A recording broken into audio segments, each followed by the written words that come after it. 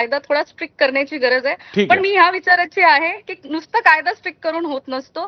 समाजाची मानसिकता, वृत्ती बदलण्याची गरज आहे. क्षितिजा, तुम्ही आपल्यासोबत राहाच. आपल्यासोबत सुषमा अंधारे सुद्धा आहेत आणि आता आपल्यासोबत आहेत संजीव खांडेकर. संजीवजी, याच्यातल्या एका सामाजिक विषयाकडे मी आपल्याला नेतो आणि तो थोडासा जास्त धाडसानं उल्लेख केला पाहिजे.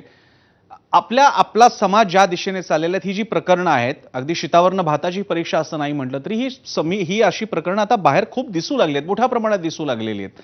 लग्नाच्या काही काळातच एक्स्ट्रा मॅरिटल अफेअरमध्ये मुलीचं असेल किंवा मुलाचं असेल ते बघायला मिळू लागलेलं आहे. हे ऑब्व्हियस होतं, म्हणजे हे न्यू नॉर्मल आहे का हे नॉर्मलच होतं आणि जे लोकांना कळलं नव्हतं? तुम्ही या प्रश्नाकडे कसं पाहता?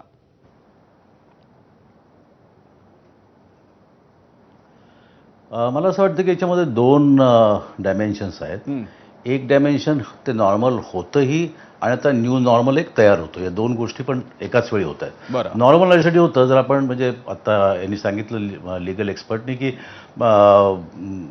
लिगली ते कसं दिसतं, परंतु जर आपण 2018ची जी केस ज्याच्यामध्ये सेक्शन कोणतं 497 ना IPC मधला तो काढून टाकण्याचा किंवा रद्द करण्याचा जो हे झालं चंद्रचूड साहेबांच्या कोर्टासमोर, त्याच्यामध्ये देखील तुला दिसेल की ॲडल्ट्री हा संबंध भाग हा गुन्हा नाही हे कोर्टाने सांगितलं. अगदी अलीकडे दिल्ली हायकोर्टाने एका केसमध्ये सांगितलं की द्रौपदीचंच उदाहरण दिलं ते, आणि त्यांनी सांगितलं द्रौपदीचं उदाहरण आपल्या समोर असताना याच्यावरती नैतिक अनैतिकता आणू नये. त्यामुळे एक भाग नक्कीच आहे की आपल्या संबंध समाजामध्ये सातत्याने आपला जर राजा, देवांचा राजा इंद्र बघितला तर तो प्रत्येक ठिकाणी आपल्याला दिसतो की चढलेलाच आहे तो. आणि म्हणजे गौतमीपासून अनुसयेपर्यंत आपल्याला त्याची सगळी अफेअर्स दिसतात. पण सांगायचा उद्देश असा की या प्रकारच्या संस्कृतीमधूनच आपण आलेलो आहोत, हे आपण लक्षात ठेवलं पाहिजे. हा काही नवीन भाग नव्हे. म्हणजे मला असं विचारायचं आहे की ही जी पॉलिटिशियन्स, राजकारण्यांचे जे आम्ही उदाहरणं दाखवली, त्यामुळे असं तर होणार नाही की समाज म्हणेल बघा राजकारणी असे वागतात. माझा तुम्हाला या अर्थानं प्रश्न आहे की राजकारण्यांकडे बोट दाखवताना समाज, याच समाजातून ते आलेले आहेत, त्यामुळे उलट राजकारणी हे या समाजाचं प्रतिबिंब आहे असल्या प्रकरणांच्या बाबतीत, असं म्हणायचं का? अगदी अगदी अगदी परफेक्ट तुम्ही म्हटलात की राजकारण्यांचं उदाहरण दाखवून राजकारण्यांच्यावरती आपण आपली जबाबदारी किंवा आपले गुन्हे किंवा आपली नैतिक अनैतिकता ठरवू शकत नाही, ढकलू शकत नाही. या समाजामध्ये आत्ता तर परिस्थिती अशी आहे, आणि विशेषतः वेरियस सोशल माध्यम किंवा त्या गुगलच्या लिंडा व्हाईस प्रेसिडेंट म्हटलं होतं त्याप्रमाणे की this is a new age where we are having continuous partial attention. आणि त्यामुळे या कंटिन्युअस पार्शल अटेन्शनमुळे सगळीकडेच अटेन्शन आपलं पार्शल असतं. दुसऱ्या बाजूला लाखाचा मोठा सिद्धांतच आहे सरप्लस प्लेजरचा. तर तो जर पाहिला तर आपल्याला असं लक्षात येतं की या नव्या काळामध्ये, या नव्या कन्झ्युमरिस्ट सोसायटीमध्ये आनंदाचा भाग हा पूर्णपणे बदललेला आहे. आणि त्यामुळे सातत्याने नवीन आनंद,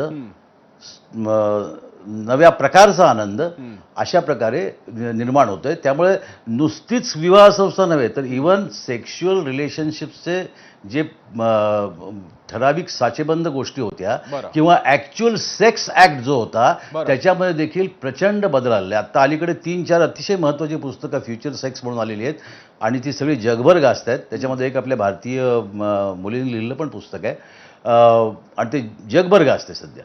त्यामुळे विविध प्रकारच्या अशा गोष्टी संजीव, मला तुमच्या मुद्द्यातून एक क्यू मिळालाय, मला तुमच्या मुद्द्यातून एक प्रश्न मिळालाय जो मी सुषमा अंधारे यांना विचारणार आहे. सुषमाजी, तुम्ही काय म्हणजे, आणि हा प्रश्न खरंच तुम्ही आता उद्धव बाळासाहेब ठाकरे पक्षाचे आहेत, चित्रा वाघ भाजपच्या आहेत, नीलम गोरे आणखी पक्षाचे आहेत म्हणून नाही विचारत आहे. आपण सगळे मी संजीव, मी येतो तुमच्याकडे. मला सुषमाजींना हा प्रश्न विचारायचा की तुम्ही सगळ्या आंदोलक महिला, जेव्हा कधी असा विषय येतो त्यावेळी आपण सगळे उतरता. तुम्ही असाल, चित्रा वाघ, नीलम गोरे तेव्हा त्यांच्या काळात असताना, आणि बाकीचे सगळे, अगदी रुपाली चाकणकर सुद्धा, त्यांनी पण आंदोलनं केली आहेत, नाही अशातला भाग नाही. माझा प्रश्न असा आहे तुम्हाला की समाजाचं एक गुंतागुंतीचं वास्तव, म्हणजे उदाहरणार्थ शिरसाटांच्या मुलाचं प्रकरण दाखवत असताना टेक्निकली स्पीकिंग खलनायक कोण ठरतो? शिरसाटांचा मुलगा ठरतो. धनंजय मुंडे आणि करुणा मुंडे प्रकरण बनत असताना टेक्निकली सगळ्यांच्या नजरेत खलनायक कोण ठरतात? धनंजय मुंडे ठरतात. पण आता जे संजीव खांडेकर सांगू पाहतायत की या सगळ्या नात्यांची एक अतिशय नाजूक, अतिशय गुंतागुंतीची वीण ही समाज म्हणून आणि तुम्ही सगळी मंडळी राजकारणी म्हणून समजून घेणार आहात का? सुषमाजी. नाही नाही, ती सगळ्यांनी समजून घेतली पाहिजे. परंतु काय होतं ना, की एक्स्ट्रा मॅरिटल अफेअर्सच्या ज्या वेळेला केसेस हाताळल्या जातात, त्यावेळेला एका ठराविक काळापर्यंत